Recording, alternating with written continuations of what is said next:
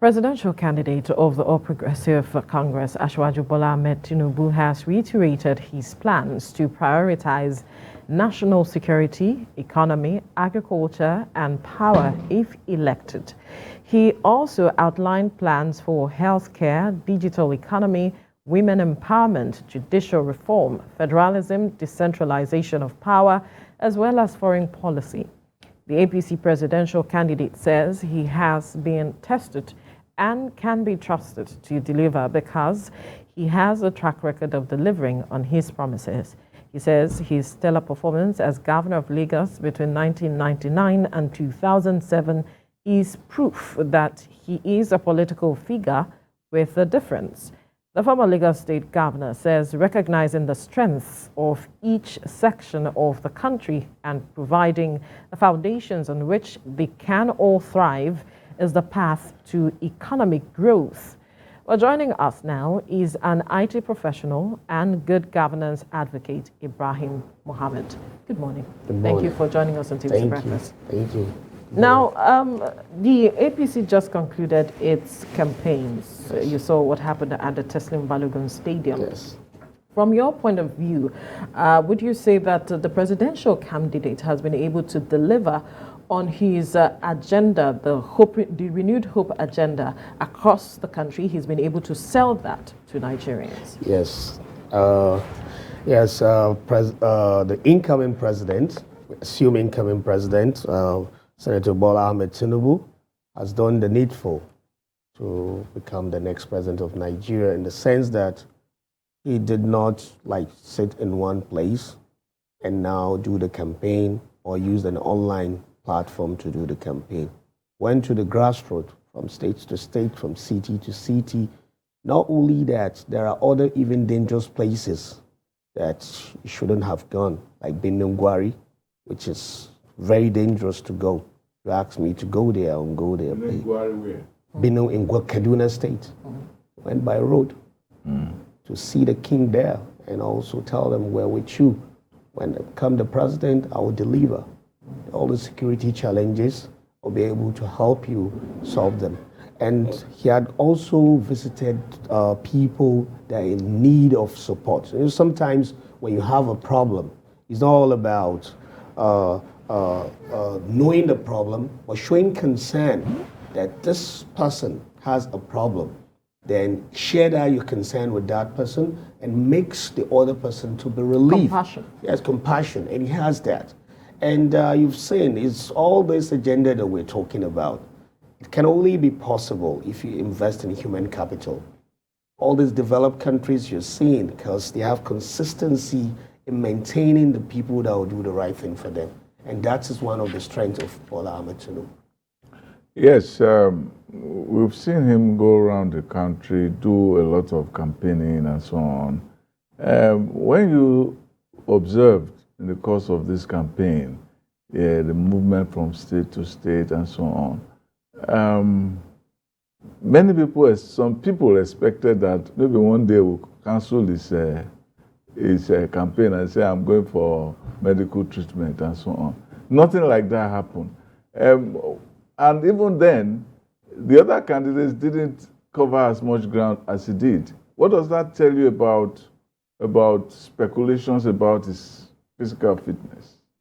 Fit, from the demonstration of what he had done, is physically fit, even more fit than people that were thinking they're even more fit than him, because he had shown it. You know, like I said, traveling, sleeping around 4 a.m., waking up 6 a.m. It's act of fitness. Many of us now will sleep, say, I haven't a lot of sleep that I have not done, so I need to sleep for like 20 hours, 30 hours. When you get to see him, you see him around 4 a.m. and when you come back 9 a.m., he's already out waiting for the next meeting. So when it comes to health again, many of us are not healthy, but because he, by his age, we just assume he's not healthy. Do you think I'll be physically fit like him when I get to his age? I won't be able to know. So, and if there's a respect for elders, we should respect our elders. Most of our kings, when you go around, all our emirs, they're already of his age, and they are still ruling. and they're still doing the right thing. So it doesn't really mean anything. Let's take, for instance, the president of America. America has a state that is bigger than Nigeria. America has a wider scope of foreign policy. America has a wider agenda, being the government of the world. But the president of America now is older than our own president, and also older than the incoming president, right? That's Bola Ahemd Tinubu. So when it comes to... You can't conclude yet. The elections are on Saturday. So yes, choice of words. incoming. You say incoming. Our incoming. We've already assumed we're going to win, right? We've done our mathematics, and inshallah is going to come as the next president of Nigeria. Whatever they must have done to make him or derail him from the right path, it's not going to change the mind of people. They've already made up their mind, and they know who to select. And they know that he had done so much for the country. He was just a governor for 8 years, for goodness sake. We've seen people that have held position for 8 years as the number 2 in the country, right? And up till now, they can't even point out and say, I have done 8 things to 8 people in 8 years. You understand? Or 8 projects in 8 years. But he's just a governor of a state like Lagos, which is big as any country that you can think of, as big, the economy of Lagos as big as any economy of some countries in Africa, right? But he was able to transform that. Before, we don't know even Lagos had that kind of capacity. But able to do that. But that's not only the issue that he solved for Lagos. Succession is important. When you are leaving, don't allow the person that will take over to destroy what you've worked for. So if Nigeria can get him and get another person after him, who gets to that land that China had gotten itself to. It took Britain 120 years to achieve what China achieved in 22 years. It took America 80 years to do that. So, and I believe with someone like him, it's going to expand our scope in terms of foreign development. We know we only talk about internal generated revenue all the time, the internal generated revenue. If Nigeria wants to be great, is to invest outside, invest in China, invest in America, empower people to go and invest for us in there. And these are the kind of qualities and things that he has, investing in people and allowing them. When you look at the economy of China, every minute they develop or create millionaires in dollars, right? And also billionaires every 2 months or 3 months like that, adding to their list. And the new money now they say is China, right? That's why America is worried. So what we're saying is we will combine the best of both worlds. We will invest in China and we'll invest in America, and also bring back home that glory, and also make sure when that... you're talking investment, how do you mean? No, investment in, for instance, you know, they have financial centers, right? So instead of like going to buy things and bring back to Nigeria, that's not investment. We go in there and look at their local content, what they're doing in there. Pick some people from Nigeria again, go there, because they say people should come and invest in their stocks. You understand? For instance, Tencent used to be a small company in China 22 years ago, or 10 years ago. But Tencent is bigger than Facebook now. It's bigger than Facebook because they have over 500 million users. You know, Chinese, the literacy level is 96%. Everybody can read and write. You don't have to understand English. To read English, then you're literate. Just be able to read and write, that's all. I mean, it's the literacy level. So today, if we want to develop Nigeria, we look at Yoruba and concentrate on Yorubas. Okay, write everything for them in Yoruba language, give it to them, Hausa in Hausa, Igbo in Igbo, then let them just get the content. Yes, yeah, get the content done and let them deliver for you, right? So that's what China had done. So literacy level is 96%. And access to mobile. They use QR code to make payments in China. And they use WeChat, and in Chinese language it's called Weixi. WeChat is just like WhatsApp, and that's what the useful mode of payment. And Alibaba, Alipay, and WeChat is the mode of payment in China. So within seconds, they make billions. Amazon is investing in China. Google is Microsoft is investing in China, right? So why couldn't us, Nigeria also, because we have the revenue in terms of export. And the numbers. The numbers. So invest rather than bringing the money back home to just drop it for some people to just move it out and go to Dubai and all sorts of places and buy houses and call it as investment. Now let's look at the APC presidential candidate's manifesto. Let's look at that. He has the 7-point agenda where he talked about prioritizing national security, economy, agriculture, power, and all of it if elected. What do you make of his priorities? These are basic things that a country should have, right? Because if this infrastructure is not in place, then the country becomes chaos, right? But we've not been getting it all the time. And the reason why we're not getting it is when he comes to power, he's going to use data. Without data, data is the next currency. He's going to use data. Nigerians will be known in terms of you and I, in terms of identification, in terms of the infrastructure he met and place, he's going to improve it. So all I'm trying to say is he's going to use technology to drive all those things being done. It's not like Nigeria cannot do all this. It's because the people in charge use a lot of paperwork to now, it says it's going to cut bureaucracy. You understand? Certain things that need to be like 2 papers or 2 steps, will now take about 20 steps, file is missing. How can a file of a project that's supposed to support Nigeria is missing? And you start now looking for it. And sometimes you see people going to work at 9 a.m.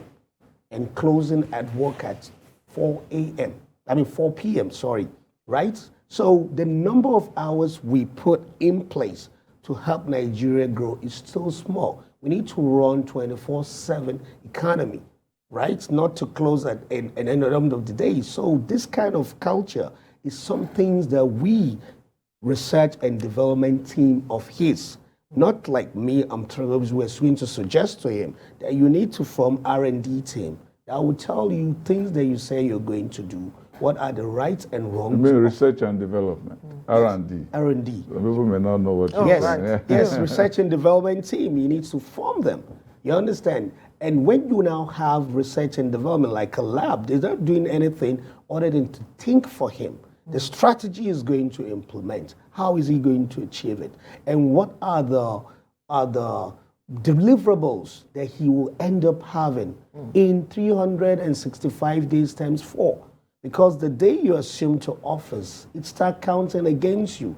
So and he's not going to spend time selecting his ministers. It's going from day one, it's ready. Within next 10 days, just see him coming with his portfolio of ministers, and then work start done at the same time, and we immediately gets to office. So all we're trying to say is you can have a fantastic agenda, but if you do not have implementation team, which he had done in Lagos, so he has implementation team. He knows what he's going to do. They've tried a lot of time to frustrate him, get him to the main point. That is to make him the president of Nigeria. And he escaped all that because he's a fighter and he's a tactician. Like I said, he's a mathematician. Whenever you come, you just add up some numbers and come up with a strategy and tell you, go and do this for me, go and do this for me.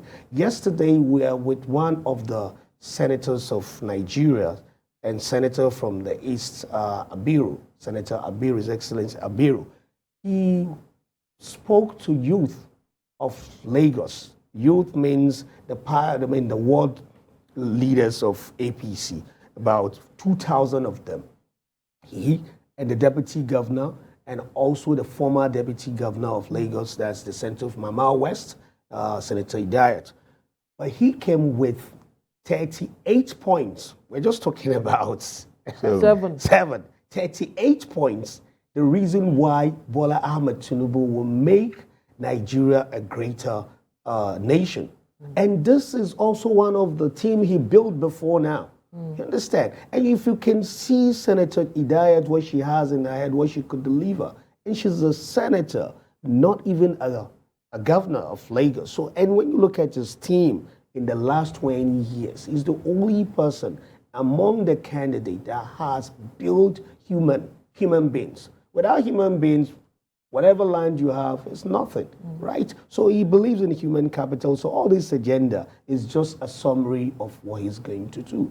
Nigeria has 101 problems more than this agenda. But again, if you do not believe in human capital, make sure let them see eye for qualities. Whatever infrastructure you have in place is going to decay. And he's also going to build this. I have everything, I don't need anything. These are the things he keep on saying. I have everything, I don't need anything from Nigeria other than to transform it to the next level of its development. And that's the Renew Hope agenda that he's telling. That we're hopeful we're going to get to the next level of development. It's not like we're doing bad as a country. You should understand that. Really? Yes, we're not doing bad as a country. Okay, let me give you an instance. They say dollar is 750 naira, right? 350. Sometimes when you look at it, it's a blessing. You know why? You can eat with 750 naira, and you're okay. And that's $1. But right now, people do not have access to that 750 because of the chaos that the current administration of CBN created. And it's not like they did not know what they're doing. It's part of the frustration in the electoral process. Well, nobody will agree with you that Nigeria is doing very well at the moment. I'm saying, all I'm saying is, it's not like we're doing bad as a country. This particular thing is artificially developed to hinder us. Without it, we're okay. We've not been okay. No, what I mean, we're okay, not like let me give you an instance. You see, whenever I travel out of Nigeria, I want to come back. You know why? It's expensive to live outside. When you want to eat a meal, you pay 20 to 40,000, only equivalent of Nigeria. But we still see a lot of Nigerians tripping out of the country. Most Nigerians who want to eat a plate of rice and chicken don't think about whether they will be in London or be in America spending 10 times the amount of money to buy the same food. They don't think, they're thinking about the economy in which they live in, and they feel that it's hard for them to even get that money to get things done. So that is look, I know what you're talking about. I know what you're talking about. When you go abroad, if you want to, even your rent, what some people pay for rent in a very small place. In place that is not even, it's what some people pay for a flat or even a house for a year. Yes. But they live in different economies. Yes. You make that money in different ways when you make it here. So sometimes, I understand where you are going, but you have to look at the people who are living here and how they are living here. No, I understand. I totally agree with you. The point that I'm trying to make is, we are not doing bad. Let me tell the reason why. I have reasons why I'm saying this. You see, there's no hyperinflation in Nigeria. Go to Zimbabwe, you understand what I mean. There's no hyperinflation in Nigeria. Our inflation index is no customer price index. It's not as bad as we're thinking. Because if it's as bad as we're thinking, we're supposed to have like 1,000%. Right? So all I'm trying to say is we are in a manageable situation that when we have a better leader, he will be able to reverse the... Well, let's not debate this. We have to leave it now. We have to leave the conversation now. But we must thank you, IT professional and good governance advocate Ibrahim Muhammad, for your time. Thank you. Thank you for coming. Thank you.